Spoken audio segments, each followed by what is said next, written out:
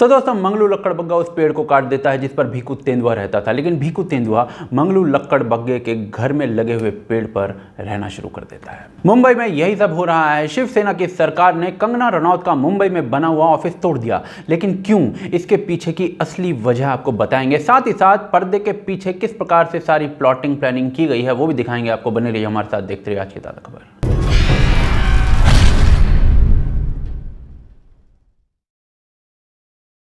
तो दोस्तों मुंबई में कंगना रनौत ने 48 करोड़ की लागत से ये ऑफिस बनाया था जिसमें वो फिल्म प्रोड्यूस करने वाली थी, लेकिन आज सुबह बीएमसी के कर्मचारियों ने जेसीबी और हथौड़ों की मदद से उस पर पहली फिल्म रिलीज कर दी। कंगना ने ट्वीट करके ये जानकारी दी और न्यूज़ चैनल्स ने चिल्ला कर, लेकिन ये तो बहुत गलत बात है।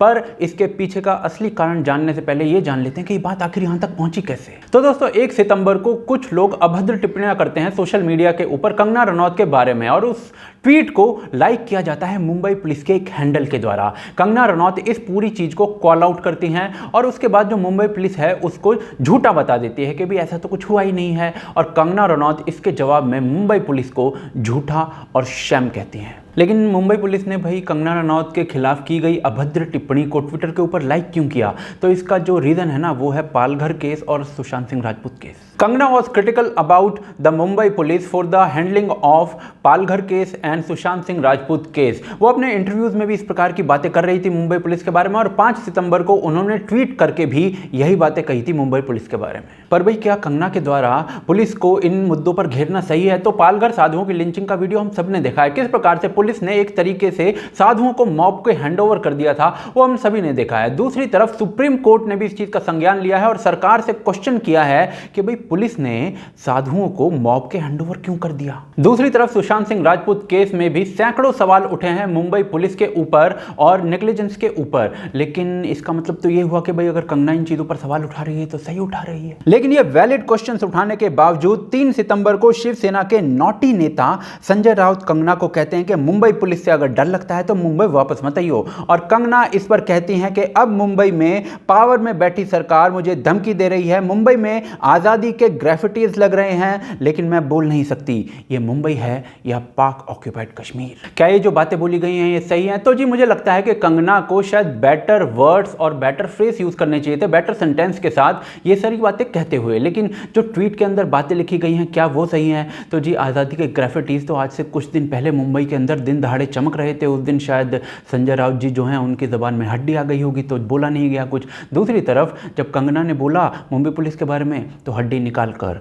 धमकी दे डाली। दूसरी तरफ फ्री कश्मीर की ग्रेफिटी लिए इस लड़की को जो सीए के प्रोटेस्ट में लेकर खड़ी हुई थी उसको भी बचाते हुए प्रतीत हुए थे संजय राउत। पर भाई कमाल की बात ये होती है कि 4 सितंबर को कंगना बयान देती है कि भाई वो 9 सितंबर को ना मुंबई आने वाली है और किसी के बाप में दम है तो वो रोक कर दिखा देना, लेकिन हद इसके बाद तब हो जाती है जब महाराष्ट्र के होम मिनिस्टर खुद ये कहते हैं कि Kangana has no right to live in Mumbai, यानी कि जैसे कि वो मुंबई अपने दहेज में लाए हैं। और इसके बाद कंगना रनौत इसके जवाब में कह देती हैं कि ये लोग जो है ना वो मुंबई को तालिबान बना रहे हैं। और इसी दिन फिर क्या होता है कि शिवसेना की कुछ महिलाएं जो हैं वो सोशल डिस्टेंसिंग का पालन करते हुए कंगना का पोस्टर हाथ में लेते हुए उस पर चंदन का लेप लगाती हैं शिवसेना स्टाइल में, मेरे भाई मतलब कि चप्पल मारती हैं। और कंगना जो है ना इसके जवाब में कह देती है इन लोगों की औकात नहीं है कि मराठा प्राइड पर एक भी बड़ी फिल्म कोई ढंग की बना दी हो बॉलीवुड के अंदर। तो ये बात ना बिल्कुल सही है कि 2019 से पहले ना कोई बड़ी फिल्म मराठा प्राइड पर मेन स्ट्रीम के अंदर तो दिखाई नहीं देती है। 5 सितंबर को जो संजय राउत होते हैं वो कंगना को हरामखोर कह देते हैं, जिसका मतलब उनके हिसाब से नॉटी होता है। और 7 सितंबर को भाई उनकी सिक्योरिटी की थ्रेट देखते हुए कंगना को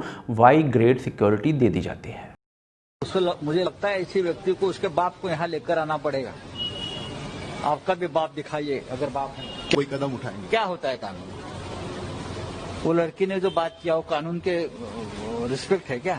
आप क्या वो हरामखोर लड़की की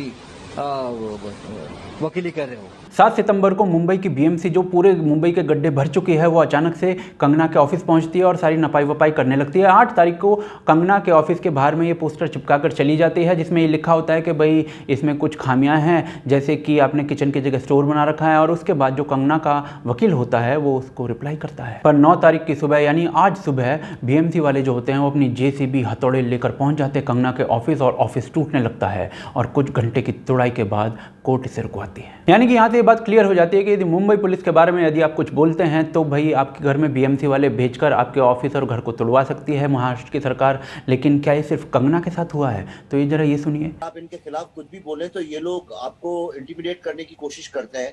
हम होम मिनिस्टर साहब ने मेरे घर पे कोविड के वक्त में जब घर से निकलना मुश्किल था, उन्होंने टॉप पुलिस कॉप्स को मेरे घर भेज के मुझे इंटिमिडेट करने की कोशिश की थी जब मैंने पालघर लिंचिंग के बारे में बोला था। जब मैंने कोविड के बारे में बोला कि एफिशिएंटली काम नहीं कर रहा है, then the cops were sent to my house. 1.5 घंटे मुझे बाहर खड़े करके उन्होंने इंटिमिडेट किया था। और वो सिर्फ एक छोटी सी बात ये थी कि एक बॉलीवुड की कोई हीरोइन है, उनकी कोई फोटो छपी थी, उनने बोला कि आप इनको चुप कराइए, उनने शिकायत की और देशमुख जी ने ट्विटर के ऊपर ही ऑर्डर किया था बंबई के कमिश्नर ऑफ पुलिस को कि विवेक जी को आप ऐसा करिए।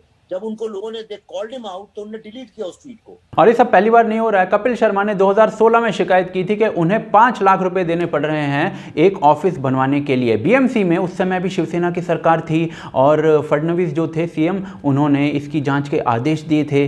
तो बीएमसी वालों ने कपिल शर्मा के घर में भैया जेसीबी भेज दी थी। पर क्या बीएमसी का यही काम है? तो जी 2017 में घाटकोपर में बिल्डिंग गिरी। बीएमसी ने कहा हम क्या करें, बिल्डर बेकार बना के चला गया। 17 लोग मारे गए इसमें। 2017 में ही परेल में एक रेस्टोरेंट में आग लग जाती है, 14 लोग मारे जाते हैं। जांच में पता चलता है कि जो ईटरी है वो बिना रिक्वायर्ड बीएमसी लाइसेंस के चल रही थी। बीएमसी के 5 ऑफिशियल्स चार्जशीट में आते हैं पर बीएमसी की भाई कोई गलती नहीं है। 2017 में ही मुंबई के एल्फिंस्टोन रोड स्टेशन पर भारी भीड़ की वजह से 23 लोग मारे जाते हैं। पता है क्यों? क्योंकि बीएमसी मल्टीपल कंप्लेंट्स के बावजूद फुटओवर ब्रिज से हॉकर्स नहीं हटवा पाई थी।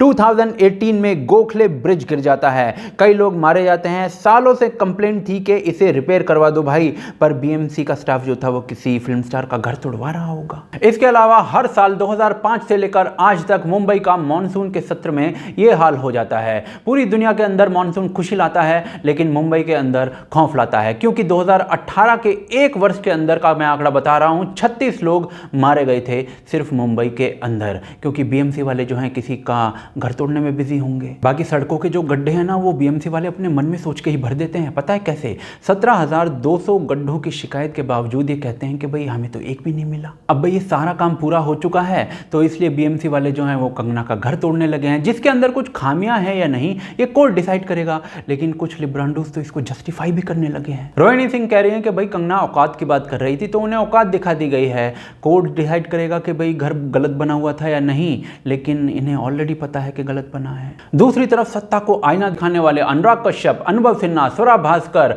या फिर सोनम कपूर एकदम चुप बैठे हैं म्यूट बटन दबाते हुए। पता है क्यों? क्योंकि इन लोगों को पता है कि अगर एक भी शब्द गलत बोला तो बीएमसी का जो ड्राइवर है वो 100 रुपए का तेल अपनी जेसीबी में भरवा कर इनके घर पे आ जाएगा। लेकिन क्या आपने कभी सोचा है कि ये अनुराग कश्यप जो है वो जब अमित शाह को खुलेआम गाली देता है, या फिर जो अनुभव सिन्हा है वो खुलेआम मोदी को हिटलर कहते हैं, या फिर अनुराग कश्यप भी कहते हैं, तो भी इन लोगों के साथ कभी कुछ बुरा नहीं होता, बल्कि ये लोग और थ्राइव करते जाते हैं। कभी सोचा है ऐसा क्यों होता है? जरा ध्यान लगाकर सोचना, मैं भी सोचूंगा। दूसरी तरफ मुंबई पुलिस के ऊपर कमेंट करने की वजह से आपके घर ऑफिस को तुड़वा देने वाले लोग जो हैं वो हिटलर क्यों नहीं है, ये भी जरा सोचना। और तीसरी तरफ जो लोग सत्ता से सवाल पूछने का ढोंग करते हैं वो बॉलीवुडिये, ये उद्धव ठाकरे को ट्रू लीडर क्यों कह रहे हैं और एक ही साथ क्यों कह रहे हैं और एक ही दिन क्यों कह रहे हैं, ये बात भी जरा सोचना। और ये बात भी सोचना कि पीआर वाले आपको कैसे चूचू बना रहे हैं। लेकिन मैं आपको ये सब सोचने को क्यों कह रहा हूँ, क्योंकि भाई मुझे ये सारी चीज़ें थोड़ी पता होती हैं। मैं तो काफ़ी भोलू राम हूँ तो मुझे नहीं पता, लेकिन आपको पता होंगी क्योंकि आप सोचकर मुझे ज़रूर बता देंगे। तो कमेंट करके आप ज़रूर बताइएगा। साथ ही साथ हमें सपोर्ट करना चाहते हैं तो हमें patreon.com पर या फिर ज्वाइन बटन के थ्रू सपोर्ट ज़रूर कीजिएगा, जो लिंक है डिस्क्रिप्शन के अंदर है या फिर मैं आपको पिन कमेंट के अंदर दे रहा हूं। साथ ही साथ इस चैनल को भाई सब्सक्राइब जरूर कर लेना और बेल आइकन जो है ना उसको ज़रूर दबा लेना, नहीं तो फिर नोटिफिकेशन आएंगी नहीं, फिर आप बोलोगे भाई नोटिफिकेशन मिल नहीं रही, वीडियो देख नहीं पा रहे हैं। इसके अलावा हमें ट्विटर, फेसबुक, इंस्टाग्राम, टेलीग्राम पर जरूर ज्वाइन कर लीजिए, सारे लिंक डिस्क्रिप्शन के अंदर है। आप देख रहे हैं आज की ताज़ा खबर। जय हिंद, जय भारत।